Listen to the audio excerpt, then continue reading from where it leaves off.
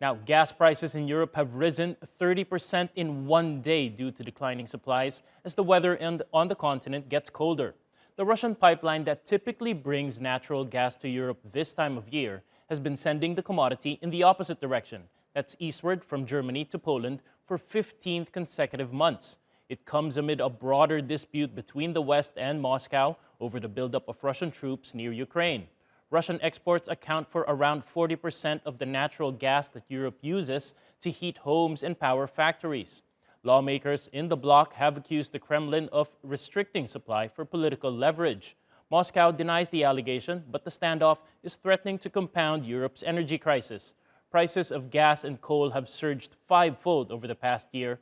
That's as demand from businesses and consumers rose due to easing pandemic restrictions. For more, let's go to Russ Mould. He's the investment director at AJ Bell in London. Welcome back to the program, Russ. Now, a 30% jump in gas prices all in a single day. So obviously, that's going to be felt across the continent. Just how bad is the extra burden going to be for consumers in the EU and the UK? Well, that's clearly going to be the biggest worry. It's not just consumers, it's corporations. For many companies, oil or energy or plastics are a big input cost for them as well. So it's not just corporations. But here where I'm sitting in the United Kingdom, businesses and consumer groups are appealing to Finance Minister Sunak for assistance with their heating bills in the next few months. He's saying that there isn't much money available in the pot and that any assistance provided will be targeted at the most vulnerable in the community. So it is a very, very difficult situation. And it also complicates matters for investment banks. So we're looking nervously now at inflation rising and a sustained increase in energy prices, gas, oil, coal, even uranium prices have been very strong in the last 12 months, will be a source of concern for them as well. And it could force interest rates and borrowing costs to go a lot higher than perhaps many consumers or businesses feel comfortable with.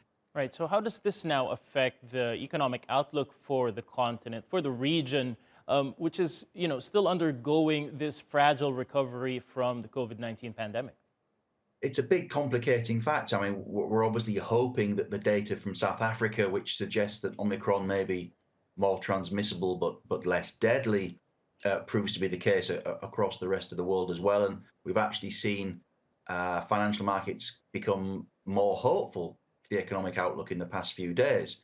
But if you look back to 2007, 2008, when oil went to $147 a barrel, and 2011-12 when it went back over 100, that did have a slowing impact upon the economy. It's a tax on consumers' pockets, and it begins to pressure corporate margins. So if we do see sustained increases in oil and gas prices, it would be a concern. And if you believe the argument that indeed Russia is using this as leverage in its negotiations over Ukraine and trying to get the Germans to hurry up and approve the Nord Stream 2 platform, it's potentially a very effective way of doing it.